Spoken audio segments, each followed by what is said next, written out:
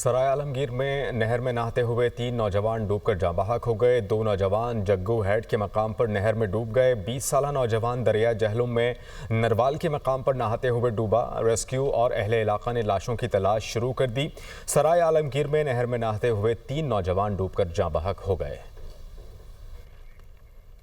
सराय आलमगीर में नहर में नहाते हुए 3 नौजवान डूबकर जाँ बहक हो गए। 2 नौजवान जग्गू हेड के मकाम पर नहर में डूब गए। 20 साला नौजवान दरिया जहलुम में नरवाल के मकाम पर नहाते हुए डूबा। रेस्क्यू और अहले इलाका ने लाशों की तलाश शुरू कर दी।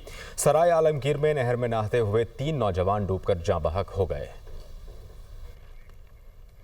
सराय आलमगीर में नहर में नहाते हुए 3 नौजवान डूबकर जाँ बहक हो गए। 2 नौजवान जग्गू हेड के मकाम पर नहर में डूब गए। 20 साला नौजवान दरिया जहलुम में नरवाल के मकाम पर नहाते हुए डूबा। रेस्क्यू और अहले इलाका ने लाशों की तलाश शुरू कर दी।